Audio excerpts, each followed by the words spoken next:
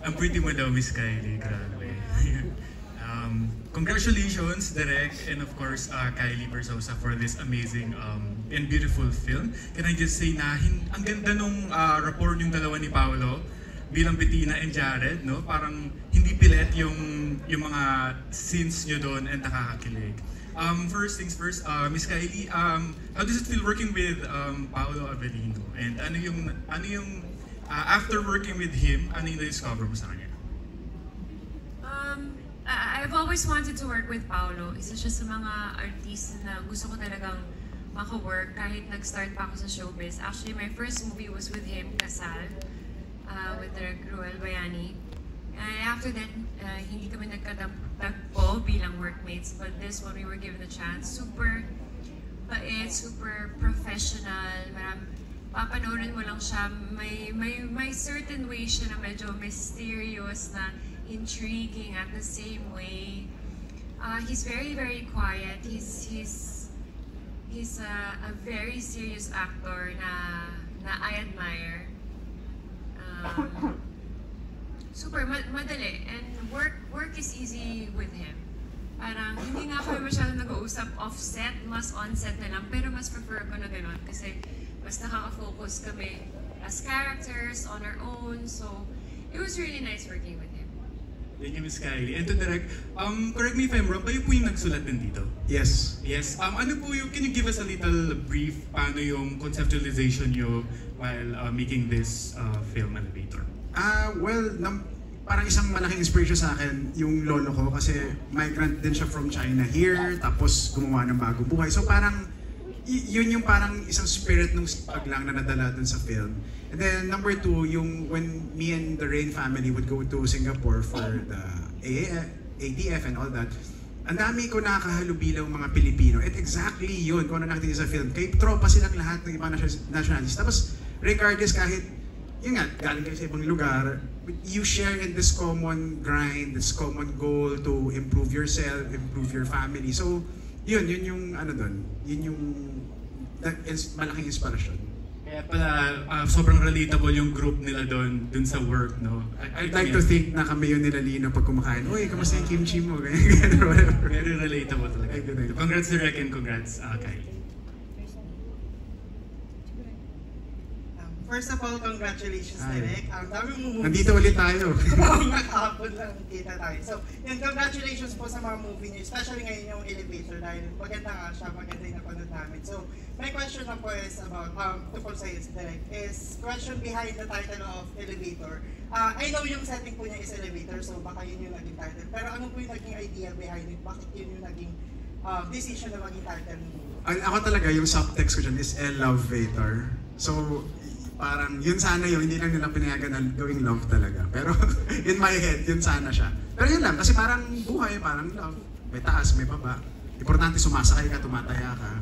Kung saan dadalhin lang, diba? Okay. My second question for you, Direk, is yung mga characters ba ni Paolo and ni Kylie is sila na talaga yung role doon or nag-audition sila for this role? Sila. So si Kylie, parang last year, nung nag-can tayo, we were already building this kind. Tapos si Paolo was always there on my Jared list. As in, parang siya nga lang talaga. Nung Elevator was part of the ATF accelerator pitch. So yung parang pinapresent siya sa ibang mga companies. Si Paolo yung nandun sa deck talaga na we were presenting the whole way through. Thank you so much, Derek. And that's my question for Miss Kylie. For this role po, ano po yung naging preparations nyo and paghahanda nyo? And ano po yung unang naging reception nyo nung binigay sa inyong role? Are you hesitant po ba or kinuha nyo agad yun? No, I really, really wanted the role. Pagkita ko pa lang nung pitch, nung elevator pitch, I really wanted to do it. And then I saw the people who were behind it and everything that they did, so I really wanted to be a part of it. Preparations para dito. Ang maganda kasi kay Direk, very collaborative siya, so hindi lang yung pagsulat niya, pero nagtatanong din siya, what do you think about Bettina? Who do you think she is? So parang onward towards the film, parang mas nagiging Kylie na si Bettina. So that's what I love about it. And preparations, ako bilang actor, I really need a lot of preparation. Kailangan ko ng time and space and focus to be on my own space and to have my own process. Kailangan ko talaga ng time. So yun, I probably need like 1 to 2 months of preparation just to fit into our role. Thank you so much po, Direk and Miss Kylie. Congratulations po ulit. Welcome. Okay, any other questions from our friends? Okay, right here. Itatakbo sa inyo yung microphone. I am Oscar on behalf of Showbiz at Ganap. So, gusto ko na yung congratulate si Direk and Kylie sa napakagandang movie. So, yung bida, napaka-telegenic on screen, napakaganda ni Miss Kylie, napaka-classic ng mukha niya, napaka-sophisticated. I like the styling and the setting din sa movie. So Direk, may tanong lang ako kasi diba yung mga lines nila limited lang sa scene sa elevator. So it just take a few minutes for the elevator to go up and down. So yung lines ba na binibigay mo sa kanilang dalawa, design po ba siya na maging maiksi lang pero nakakilig at the same time? Yes, that was a consideration. And then, by design, parang as you go, nung una diba yung kay Jared, ang bilis niya. Kasi nagpe-pitch talaga siya, so yung sinasabayan natin. But as they go closer sila ni Bettina, mas bumabagal ng konti. Parang hindi mo na napapansin kasi siguro hook ka na dun sa mangyayari sa kanila. Then eventually, yung sinasabi nga ni Kylie, yung last 3 scenes nila ni Paolo na intense, yun, after namin mag-workshop, mag-collaborate, parang i-revise ko pa yun with their inputs mga 5 more times until we really got it on point. So, yes, tama naman yung yung basa mo dun sa... Napakaganda kasi na eksena. Na-amaze ako kung paano deliver yung lines na nakakilig at short at the same time. And also to Miss Kylie, nakita ko lang sa screen na kahit sino-kanino kay pair, nakita ko na kahit kanino siya pair kay Marco, kay Paolo, lagi siyang comfortable sa kasama niya sa eksena. So with Paolo, how do you find Paolo as a love team in this movie? I don't think Paolo and I are co-stars here. Probably not like a love team, but we're more co-stars and more co-workers. He's amazing. Tinitingnan ako siya bilang isang malaki, isang sorry, galing pa. Jet lag pa ako slide, guys. Pero I really admire him bilang isang aktor. And magaling. Siguro both pareho kaming taga Baguio, so we can relate to a lot of things. We both grew up in Baguio. We both siguro are in showbiz, so we have lots of friends in common also. So hindi siya naging mahirap to become comfortable with one another. So ayun. So nabanggit mo kanina si Paolo napakatahimik sa set, very reserved. So what is the best experience or memories na napag-usapan niyo with Paolo on the set? Si Paolo, mahilig siya mag-joke. Parang medyo bolero din siya, no? Oo, very cold and very deadpan. Yung medyo pa-sarcastic in a way, pero masarap din siyang sumbatan. So parang mag-joke siya, mag-joke ka din. So, yung walang tawanan pero sumbatan lang kayo. Ganun. So thank you, Miss Kylie. Congratulations again sa inyong dalawa. Thank you very much. Up next, any other one? Can you raise your hand if you have any questions? Ay, hello po. Good evening po. Direk, may question ako. Matt po from Lacochera Lovers. Ang question ko po, yung ending po ba talaga is it designed po na ganun? Parang open-ended siya, parang pwedeng siyang lagyan ng part 2 or sequel para matuloy yung story ni Jared sa kanya, Miss Kylie.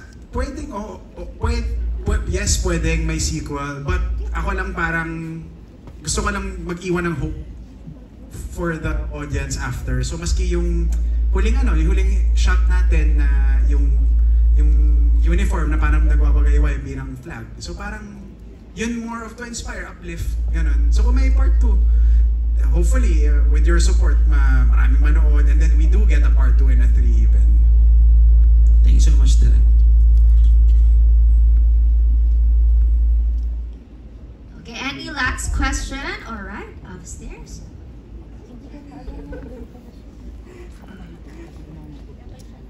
either I can Miss Kai movie. Yan. My question is, if you're going to choose between love and career, and one lang sa kanila, ano yung pipiliin niyo? Yeah, both of you, Direk and Miss Kai. Love or career? Love. Kasi sinagot na nila ito dahil nung isa pwede mo makitain yung pera, pero kung may mahal ka, especially in my case, may asawa na ako, 3 anak, so I will never replace what I have with my wife and my kids. At this point, that's the most important thing to me. And then career is a close second, but priority is love, my family. If I were to choose between love, like a perfect love or a perfect career, I would rather choose having a perfect love, because a perfect love won't stop you from having a perfect career. Na-mind-blowing siya. Actually, nasagot ko na yun, guys. So, na-stress ko.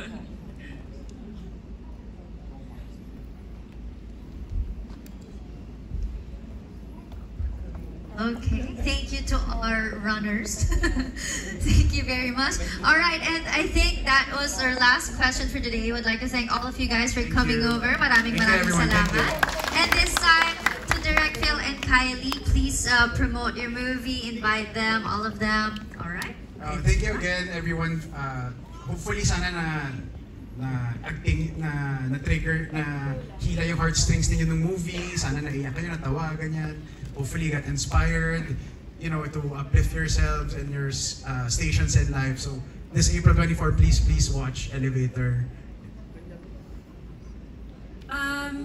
Sa lahat ng mga nandito, maraming salamat for coming, and lahat kayo invited dito because we know na malaki po yung influence nyo sa industriya na ito. So sana po nagustuhan niyo po yung movie, and sana po supportahin niyo yung movie. And I hope you share it to your friends, to your vlogs, to your socials, to help support this movie, because this movie means so much to us.